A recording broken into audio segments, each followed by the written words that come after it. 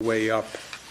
That's why those spikes are dangerous. Once you have the spike, coming down from the spike is a prolonged period of time. Number of deaths are down, 139. At a different time and place, if I had that news to deliver, that would be incredibly shocking to people. Only in this environment is it not shocking. And relative to where we were, it's good news. Again, we're right about where we were when we started. We just want to make sure we never go back to where we were. Question is reopening, not reopening or not. Everybody wants to reopen. Nobody wants to reopen more than I do. Question is how. We've said the 5 upstate regions are reopening. We say have said there's a dashboard with all the facts and data that are driving these decisions. There's been a shift in the capital region and in western New York, where on the 7 metrics, they are now qualified for reopening. There is still a need to increase tracing, the number of people who are prepared to do tracing. And that is a pure administrative function, and we'll be working with both Capital Region and Western New York to get that tracing up, but that is a purely administrative function. In the Capital District, we need 383 tracers. We need an additional 166 identified. Western New York, we need 521. We need an additional 352. We'll be talking to the regional heads today to find those additional personnel and get them trained and get them ready. But that's the only function that has to be performed for those regions to open. And again, that's something that we anticipated, and that's just administrative, and working together with the regions, we can get that done. So that's good news. Today is day 78. Day 78, 78 days, a long time or a short time. You can argue both. When you shut down everything and you've gone through the trauma that we've gone through, 78 days is a long time. And people are feeling it, and they're feeling it in a number of ways. We've talked about it, but I don't know that any of us have really explored the depths of the mental health issues that have been created inadvertently through these 78 days. We've been so anxious about the day-to-day and operationally oriented. We've been talking about hospitalizations, talking about deaths, talking about infection rates. But there's also a more subtle but very present mental health crisis that has been going on. Don't underestimate the trauma that this has created for people. Out of the blue comes this virus, something we've never seen before. You're living a science fiction movie. It's been incredibly anxiety-producing, traumatic, disturbing, and we've felt and seen all along evidence that this is creating a significant mental health challenge for people. Look at some of these numbers now that people are reporting. The number of Americans who are reporting serious mental distress, up to 38%, doesn't even discriminate by age, right? 18 to 44. It's a multiple of what it's ever been. And this is something that I think deserves more attention than it has gotten because it's very real. How are you? It's a simple question that we ask. How are you really? The Mental Health Coalition is working on a project.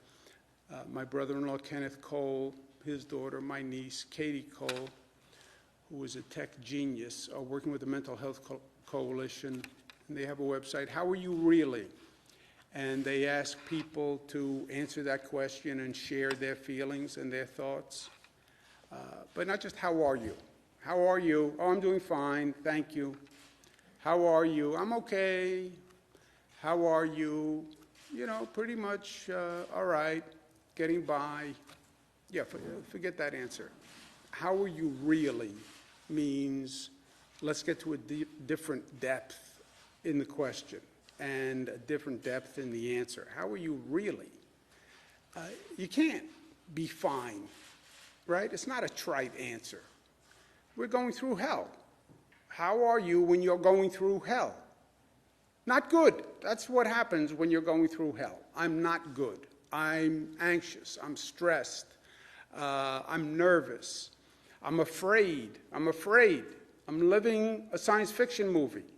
I'm afraid. That's how I am. We're not comfortable talking about that, right? That's not the normal social back and forth.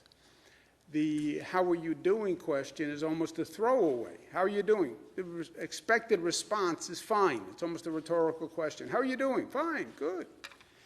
How are you doing really? And let's talk about it. And let's be aware of it. And yeah, government can do a lot and groups can do a lot. We can also do a lot in our own lives, with our own families. And I'm trying with my family, on the telephone, the ones I have in person. How are you doing? Really? Really? Let's talk about this. I want you to understand how I feel and the stress I feel. And how are you doing, really? It sounds simple, but I think it can be very constructive individually. I know it's been helpful for me. And this how are you really can actually provoke a good conversation. So I would suggest people look at it. For people who have issues, we have a support hotline where we've asked mental health professionals to volunteer their time to connect by FaceTime or on the telephone. We've had a tremendous response. Use it. This is nothing to be ashamed of ever in life, but especially now. Of course, there's going to be mental health issues. And of course, people are going to have stress that they need to work through and anxiety that they need to work through. Nothing to be ashamed of, ever, but especially now. Also at headspace.com, that has been very helpful, and we thank them for their support. On the reopening strategy, we've said all along that it's data-driven, and a big piece of the data-driven strategy is the testing component. We've all been talking about this testing, especially diagnostic testing, which has been very important. In the beginning, the challenge was, what is diagnostic testing? How do we ramp up diagnostic testing? This is a scale that this nation has never done before. How do we do it? How do we do it quickly?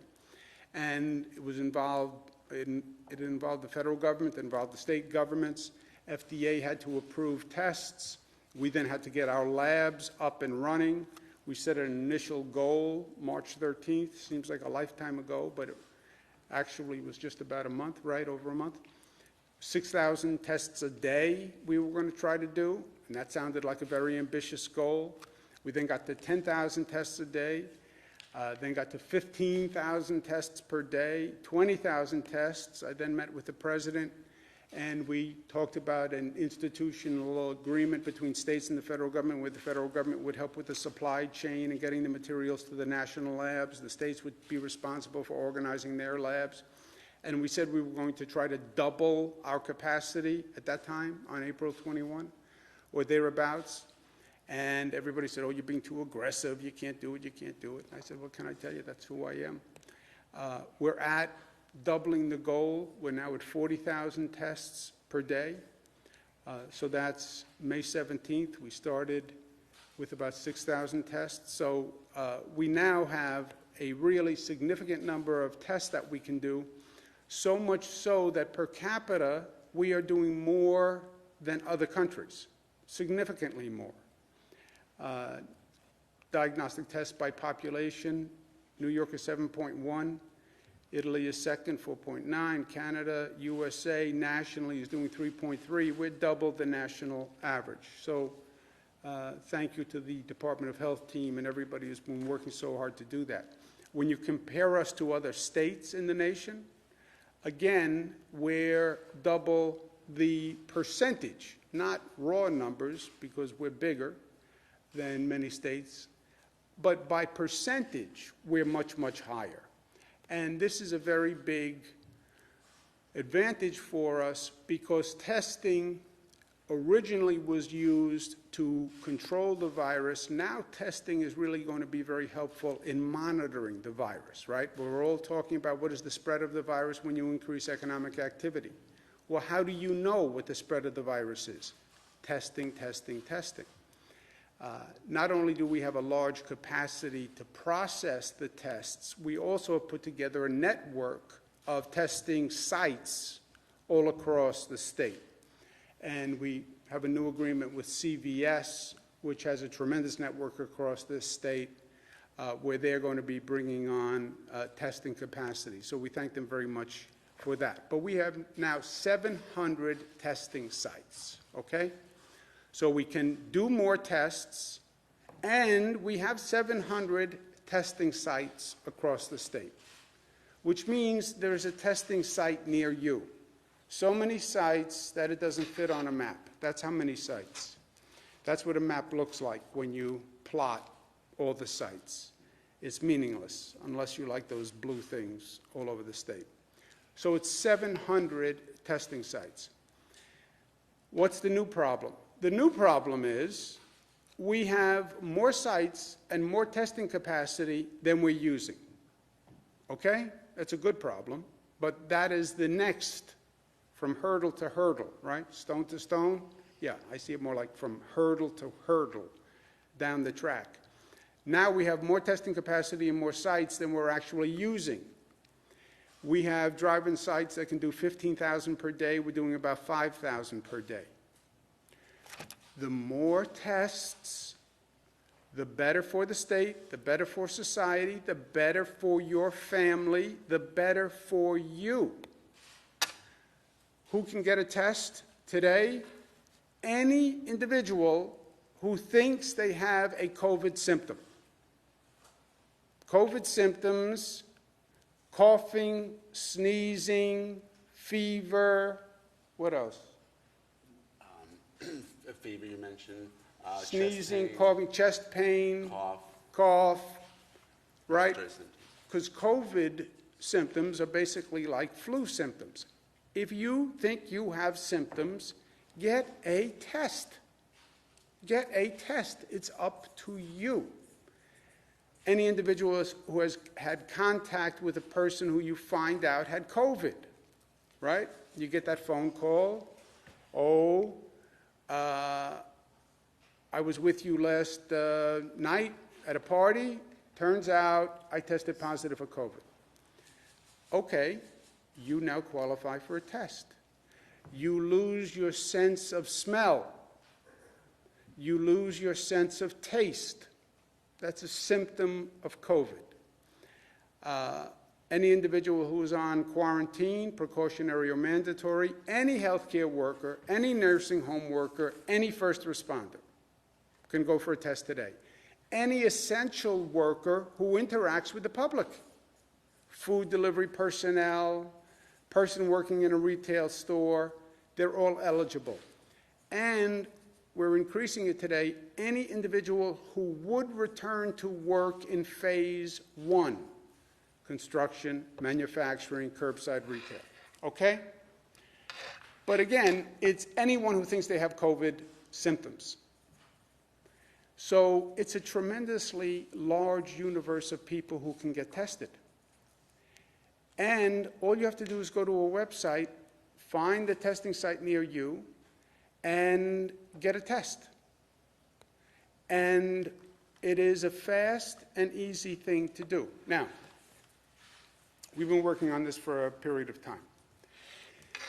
And first we had to get the testing capacity up, then we had to get the sites up, then we wanted to make it easy, then we increased eligibility, and we just don't have enough New Yorkers coming to be tested. So I've been asking people, have you been tested? No. Why not? Well, they can't say it's inconvenient because we have 700 sites. They can't say they're not eligible because you have any symptoms, you're eligible. There is a general proclivity where, and I don't mean any disrespect to the medical profession, my sister's a doctor, But some people just don't like to go to the doctor and don't like to get tested. On a personal level, they love doctors. How can you not? But there's a reluctance to go to a doctor's office, which I understand. I am not good when it comes to this. I don't do the scheduled, all the scheduled check-ins that I'm supposed to be doing, and it's sort of like, do I really want to know? Do I really want to go and be poked and prodded and investigated and have a test and then worry about what the test says? It's just being honest. So I am not good at this. But this test is not an invasive test. There is no pain to this test. There is nothing about this test that should intimidate people from not taking this test. It is fast, it is easy. It is so fast and so easy that even a governor can take this test. That's how fast and easy it is. And for you doubting Thomases, which is what you all are, gender neutral, because by profession you are doubting Thomases, I'm going to show you how fast and easy it is to take a test and demonstrate why there should be no reluctance. This is Dr. Elizabeth Dufort, who is in the appropriate PPE wear. Nice to see you, doctor. You make that gown look good. Head up a little bit. Head up. Close your eyes. Close my eyes. Good. Why do I need to close my eyes? You can question the doctor. That's okay. Why do I need to close my eyes? For comfort. It might make you tear a little bit. Okay. If I fall asleep? Then we'll have you sit down. Head up a little bit.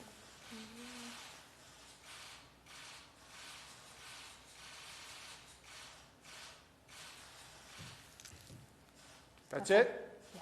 That's it. That's Nothing else. That's all. Told you. Thank you very much, doctor.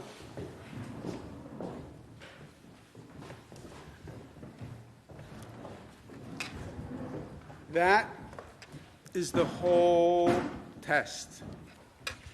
I'm not in pain. I'm not in discomfort. Closing my eyes was a moment of relaxation. There is no reason why you should not get the test. And you don't even have to be New York tough to take that test.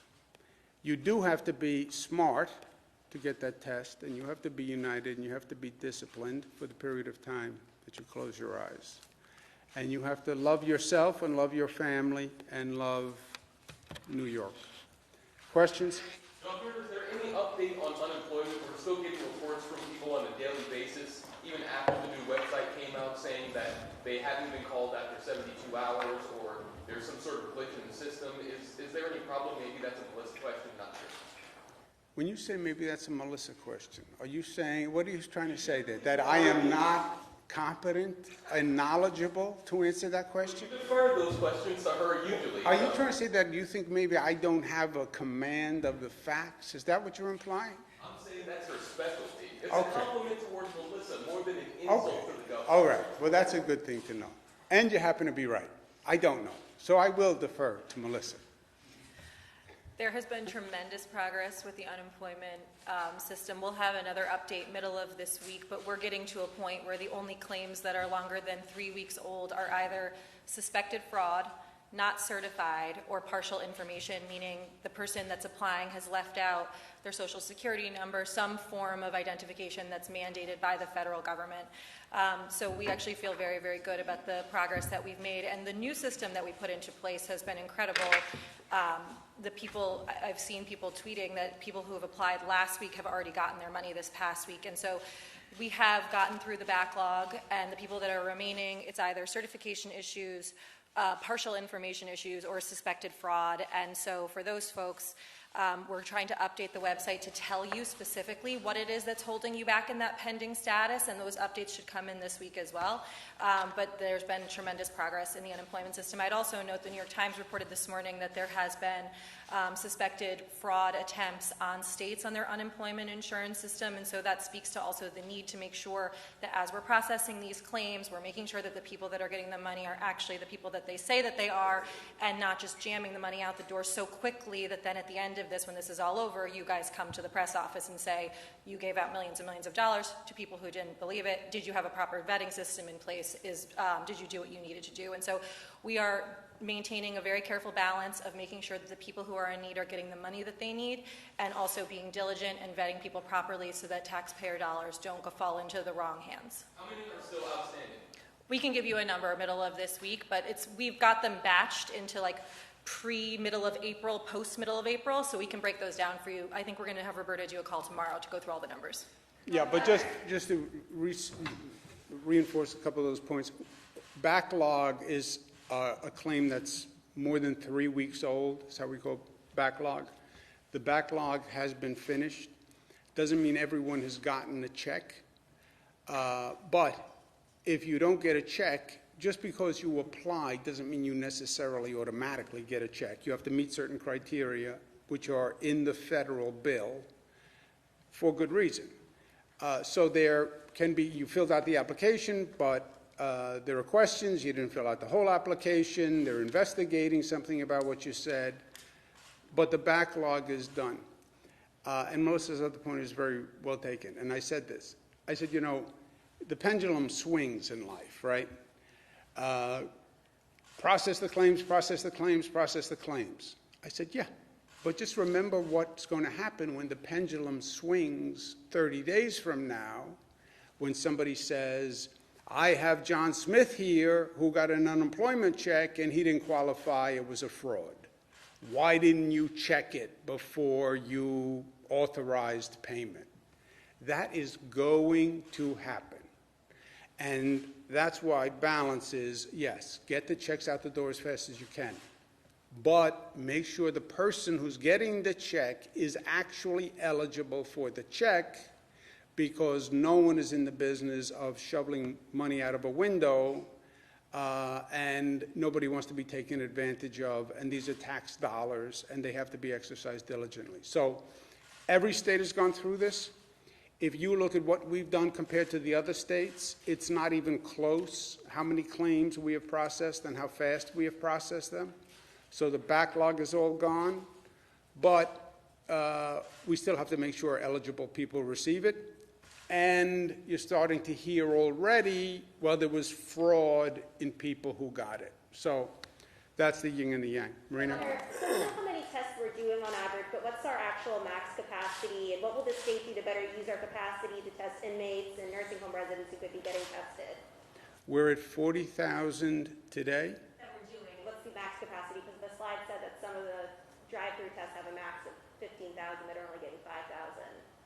Well, we're at 40,000 today, which meets our goal of saying we were going to double our ability to test, right?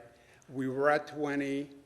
I met with the president. We said our goal is doubling. We've met the goal of doubling. We're now at 40,000. We want to test as many as we can possibly test. And what is the maximum testing capacity?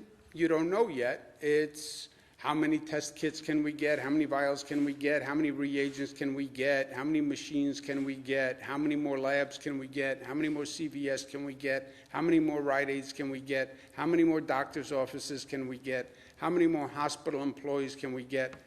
You calculate all of that, you'd be at a theoretical maximum.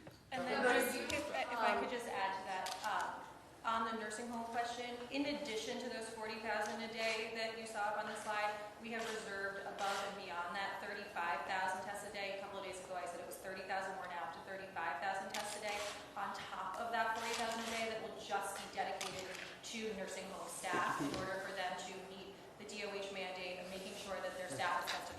So the state said it was mainly 75,000 tests. That's through the commercial labs that you ship out of state. Well, excuse me one second, Jesse, let me just make sure. You want to add something, Doctor? Combined between in-state and out-of-state, it'll be 80 to 90,000 a day. Governor, can get some clarity on summer camps? There's been some questions as to whether or not those should open. Will they open? We're approaching summer vacation. Obviously, parents are Yeah, concerned. Rob, do you want to, Melissa? We were looking at summer camps, coming up with guidelines, right, with the new cases that were arising with children, right? We're looking at re-looking at those guidelines. Other states around us, we're also moving to open summer camps. They've also slowed down that process.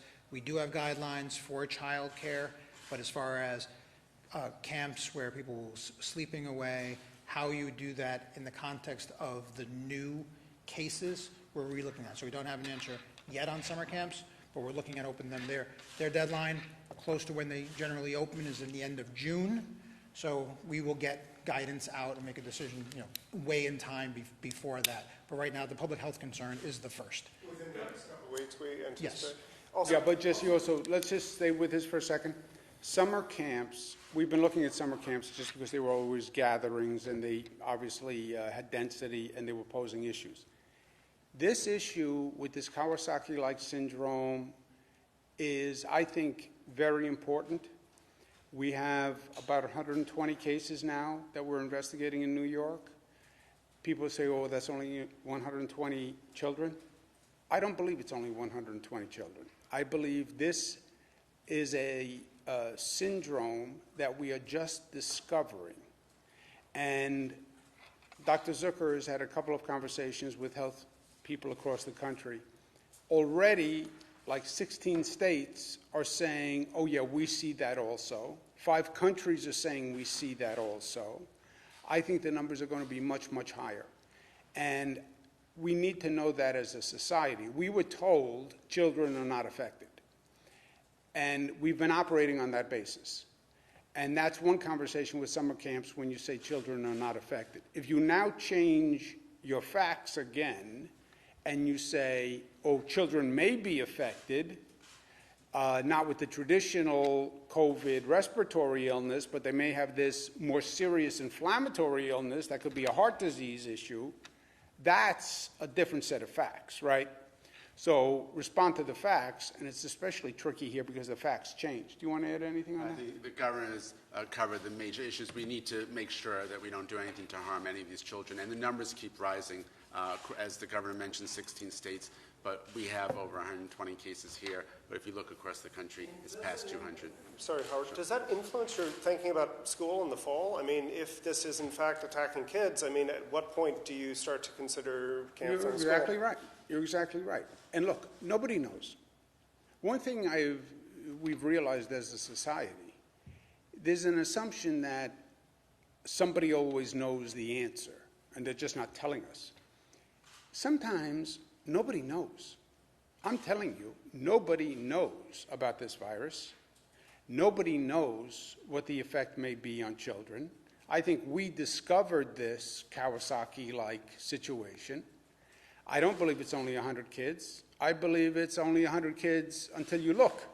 And I think that number is going to go up. Good news about schools, the fall is a lifetime away as far as we're concerned at this rate. Summer camps, it is relevant. So on the summer camps issue, on any of these children-related issues, it's really important for us to get the facts on, is this just 120 kids and it's an anomaly, or is that just the tip of the iceberg, and that represents thousands of kids who have had this reaction? To families who've suffered losses inside nursing homes and they're looking for accountability and they'd like to see justice. For example, I've recently interviewed a family, 3 siblings. They've had 2 nursing home losses within a few weeks of one another on 2 separate floors in the same facility here in Albany. They felt so much solace when you got up and talked about Matilda's Law. They said, great, we're protected. Like, our loved ones are going to be okay because of Matilda's Law. And then their loved ones passed away because they couldn't get the testing. So they're looking for accountability and they feel that they were failed. What's the comment to that? Yeah, the comment is this, and I have those conversations all day long with people who have lost people, right? We lost 139 people yesterday in hospitals. Who is accountable for those 139 deaths? Well, how do we get justice for those families who had 139 deaths? What is justice? Who can we prosecute for those deaths? Nobody. Nobody. Mother Nature, God, where did this virus come from? People are going to die by this virus. That is the truth. Best hospital system on the globe, I believe we have. Best doctors, best nurses who have responded like heroes. Every medication, ventilators, the health system wants for nothing. We worked it out so we always had available beds. Nobody was deprived of a bed or medical coverage in any way. And still people died. Still people died. Older people, vulnerable people, are going to die from this virus. That is going to happen, despite whatever you do. Because with all our progress as a society, we can't keep everyone alive, despite everything you do. And older people are more vulnerable. And that is a fact, and that is not going to change. And look, to me, the really difficult conversations for me are, my son was 40 years old. He was not a senior citizen, did not have a comorbidity, and got this virus because he was an essential worker and doing the right thing, and had an aneurysm. I thought young people were fine, and he was doing the right thing as an essential worker. You know, there's a randomness to this virus that is inexplicable. Why do people die? You know, that's beyond this. Who's accountable? You can have a situation where everyone did the right thing and everyone tried their best, and people still die. You're saying still that if the mandates that are currently in place right now that we've all just been talking about in here were in place from the get-go, they feel that their loved ones might still be here. I don't, look, people rationalize death in different ways. I don't think there is any logical rationale to say they would be alive today. We always had, I said from day one, the fear is we overwhelm the hospital system, and then people die because we couldn't get them the medical care. That was an accountable, avoidable situation. That was Italy, by the way. People died in hallways, on gurneys, in hospitals, because the doctors and the nurses were overwhelmed. And because they didn't have a ventilator, they didn't have a doctor available, and people died. That is a heartbreak, because then you say, they didn't have to die. If the doctor had gotten to my mother would have been alive. That's what we protected against, and we did it successfully. I now get criticized that I had an overcapacity of beds available. Oh, you didn't need all those beds, as it turned out. I'll take that. I'm guilty. I increased the hospital capacity to an extent that we didn't even need. But you know what? Nobody died where we didn't do everything that we could. And that has been true from day one. It's true today, and it was true from day one. We always had more capacity. A few days ago, you said that there would need to be broad-based testing so that officials could then perform testing in the prison system. Now it appears a lot of those capabilities have come online. Can you please describe if there's a widespread plan to do? We are testing in every congregate facility in the state. Does that include prisoners? Prisons, any congregate care facility in the state, nursing homes, top of the list. And the only reason I bring that up is our analysis shows that prisoners are being tested at a rate of 4 times fewer that of the general public, and there are still facilities that don't have any testing, or sometimes somebody does test positive, and then very few tests in a facility, and then very few tests are then performed there afterwards. Can you please comment on that, or any... Who found that? The New York Law Journal. You surveyed prisons? That's according to state data Yeah, I don't know. around the Do state, you know? and then the We general... test prisoners the same criteria that we test people outside of prisons. So the same criteria that's been applied outside of prison walls, if you're symptomatic, if you're known to have come in contact with somebody who is COVID positive, that same rule applies within prisons. And we luckily have not seen outbreaks like we've seen in some of these other states like Ohio and in some of the other facilities that are non-state facilities. So if there is a reason or a need to expand the testing within the prisons, it's something that we're looking at and we'll expand accordingly. Is there any rationale, though, for why Yeah, but let me tell you that's- something. I'll tell you why you can't be right. Because the test of the correction officers, right, we tested all the essential workers.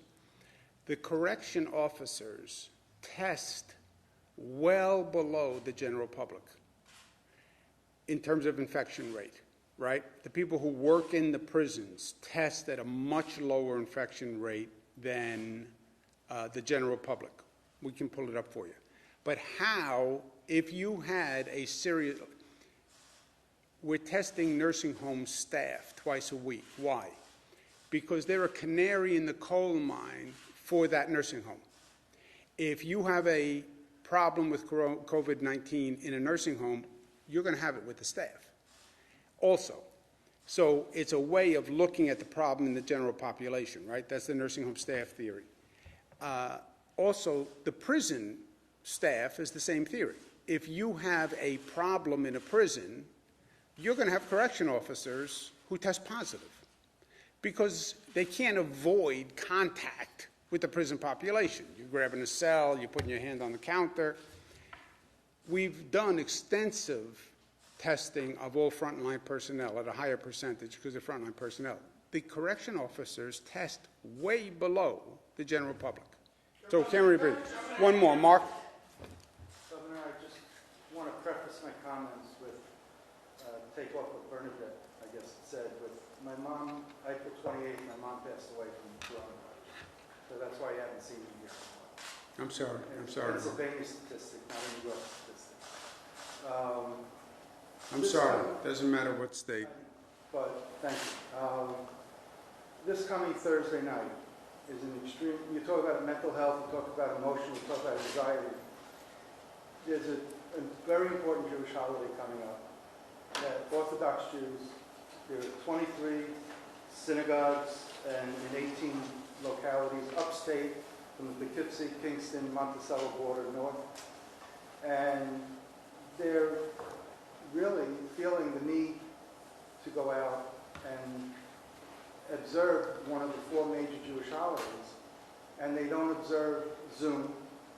That's not part of the Orthodox Jewish community. I know there's this whole separate problem downstate. But upstate, you get maybe 14, 15 people. You could set chairs apart. Are there any guidelines, any protocols that could be set through the health department, maybe county health officials or law enforcement come and make sure that they're doing things the way they need to, that could allow this segment of the population at least observe this one holiday?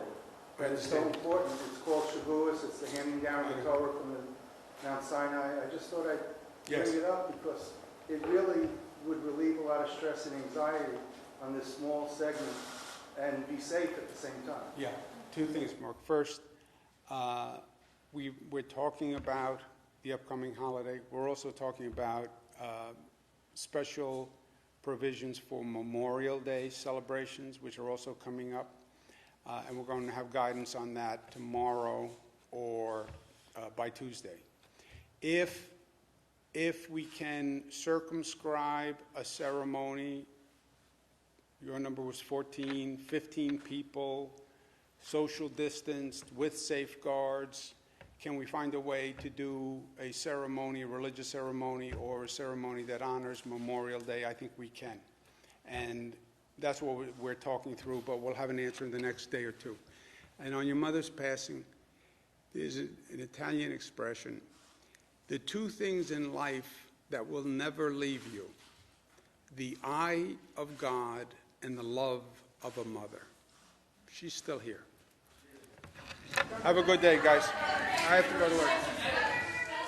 Come tomorrow. I'm going to get my results. That was no, I've been tested before. If I am not here tomorrow, it means I tested positive. Otherwise, I'll see you here tomorrow.